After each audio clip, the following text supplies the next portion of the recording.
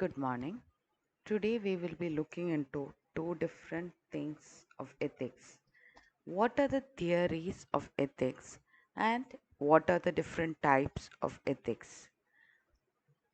So, in the last session, we had learned what is ethics and what is the scope of ethics.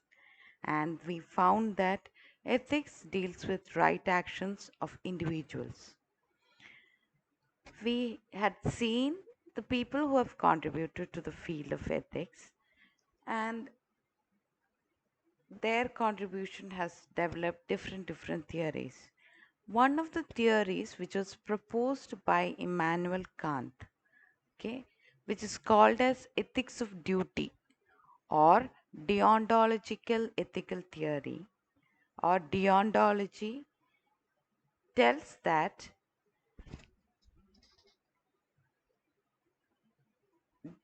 morality of an action is being judged, or according to Kant, deontology is the normative ethical position that judges the morality of an action based on the action's adherence to a rule or rules. Okay, so Immanuel Kant believed that we have to do everything right because it is our duty. And the three formulations of Kant's theory are: always act out of duty, okay? Always act with a goodwill. Second one, always act as if your action were to become a universal law of nature. That means if you are acting today, just think that tomorrow it is going to be globally accepted and it is going to be an universal law. So, whatever actions you are doing today should be in such a way that anyone, anywhere, when it is being applied, it should be proper, or the law should be something which should be accepted across the universe. The third one was act as to treat others according to their capacity of rationality. Okay, so this is the ultimate or the highest thing you can ever have. And according to Kant, he tells that even though you are being forced to do wrong, you are not supposed to do that. That because your actions are an act of duty. So it is called deontological ethical theory. So the main points is deontological ethical theory comes from a word called deon, which means duty, and he believes that it is not just the consequence of the action which is important, but like make sure that the motive as well as the end is right. And he thinks that moral duties are unchanging law of human conduct. So that is about the ontological ethics. Next one, utilitarianism. Utilitarianism was proposed by Bentham, Mill, and Hare. According to them, the concept is like this: you have to do something where the net result is always good for a major population. Okay, that means according to utilitarian principle, a decision is ethical if it provides a greater net utility than any other alternative decision. Okay, it is not telling that it should be always correct, but it is telling that when you look into the total benefit, it should be always more than the total cost. So you have to take decisions based on the net utility of that particular decision compared with other decisions. Okay, So, the utilitarian principle assumes that we can somehow measure and add the quantities of benefits generated by an action and deduct from it the measured quantities of harm that act produced and determine thereby which action produces greatest total benefit or lower total cost. This theory advocated that one's acts should maximize the amount of good and happiness for everyone affected by the actions. For example, your actions may not bring happiness to all, but if you are due to your action, if you are able to bring that happiness or you are able to bring that goodness for major stakeholders, you can go with that action. So that is the concept of utilitarianism. The third one is contractorianism. That is, the focus is more on agreements. This was proposed by Hobbes, then Rousseau, Nozick, and Rawls. This is more being taken from the political area or politics. Here, what it is told is, okay, most of the time, we, it is because of the self interest which we have that we act very rationally, or we do the strategy, we make strategies based on our self interest. Especially in politics, if you see, most of the people do good for the acceptance in the particular society. So, the contractorianism argues that we each one are motivated to accept the morality. First, because we are vulnerable to the departation of others. And second, because we can all benefit from the cooperation with others. Basically, we want that consent from others and that acceptance from the other human beings. So, for that, we will act morally correct.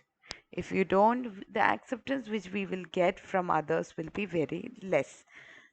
So, for this one, there are four things which should be there. Only then we can apply this social contract theory. So basically, this contractorianism is based on social contract model. Okay.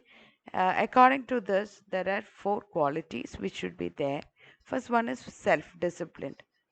Okay, that is not aspire to results beyond what the contract model can realistically establish. Self-discipline, you should have in yourself some values and discipline.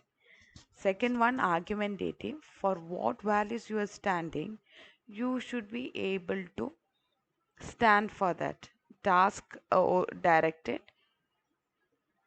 That means you have to do things based on what is our principles. The last one, domain specific. Okay, depending on the domain, the situation, you have to uh, tailor for defining different problems which you face, whatever you have as values. So the basically the four um, values which you should have is self-discipline, argumentative, task directed, and domain specific. Now coming to the next one, which is called virtue ethics. Virtue ethics was basically proposed by Aristotle, Thomas Aquinas, Hursthouse, McIntyre. All those people contributed to virtue ethics. Virtue ethics is a branch of moral philosophy that emphasizes on character rather than rules or consequences. Till now, we were telling about like utilitarianism, we were telling more about consequences of our action. Then deontological, we were telling about the rules. Okay. We have to act in such a way that tomorrow it may be a universal law. In contractorianism, it is a much uh, later theory, or it is the recent theory which has come up. According to that, we want to be accepted by the society, and for that, we will be doing good. Virtue ethics, it is not based on any norms or the consequences, but based on our character. According to Aristotle, there are two different virtues. First one is intellectual virtues, the other one is moral virtues. For example, practical experience which we have, philosophical wisdom, your intelligence, scientific perception, then all those intellectual virtues, or which is more based on knowledge, it comes under intellectual virtue. And things like sympathy, patience, good heartedness, kindness, honesty, commitment to truth, justice, all those things will come under moral virtues. So, these are the four main theories of ethics. Next one, types of ethics.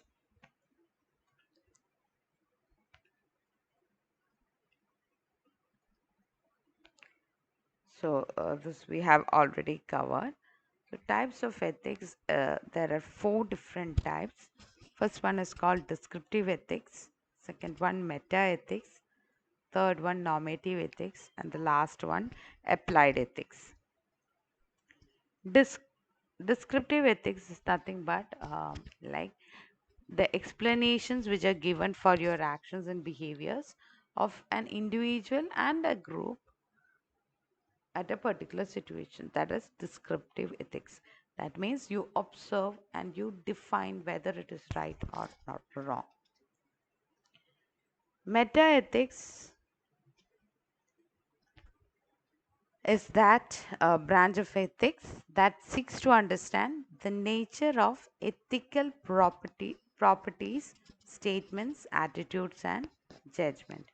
That means it is basically, it will be looking into the ethical principles from which a behavior is being developed. Okay, it is based on the ethical principle and what they mean. That is meta ethics. Meta means after or beyond an action. What was the reason, or what is the principle based on which something is being acted upon? Okay, it looks at the nature of ethics, what makes actions moral, which principle makes that action moral. It looks into the different theories which is there based on which a particular behavior is being done. Next one, normative ethics. Normative ethics deals mainly with the moral norms or rules which are being made. Okay, it is study of ethical action. Metaethics was looking into from what principle something has come. Normative ethics is the study of ethical action. It is a discipline that produces moral norms or rules as it end product. Okay, and normative ethics is also known as moral theory and sometimes called perspective rather than descriptive. It can be divided into three. One is deontological, teleological, and virtue ethics. Okay, so that is about normative ethics. Normative ethics is the study of ethical actions. So these theories for determining what is right or wrong without bias. Okay. Now the next one is applied ethics. Using all these ethical theories and the rules, how we can apply it in the day-to-day activities or society, or to resolve some controversial issues. For example, Some of the controversial issues are something related to abortion, mercy killing, all those things. So that is called as applied ethics. So these are the different types of ethics. So let's see in detail what are the other explanations given to the same. Okay.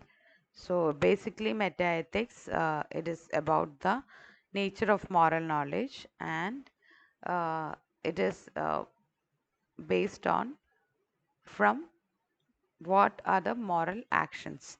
Second one is normative ethics.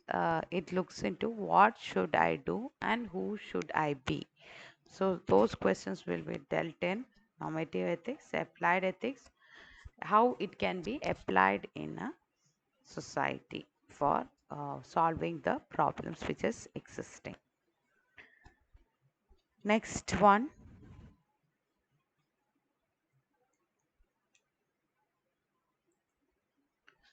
Okay, metaethics, what is the subject matter of development, and from this what is the qualities which is being developed, or the branches which is being developed. With metaethics, the development of ethics which took place is certain things regarding what is good life, justice, and sustainability with nature. Normative ethics, what should an intellectual field determine of addressing international development?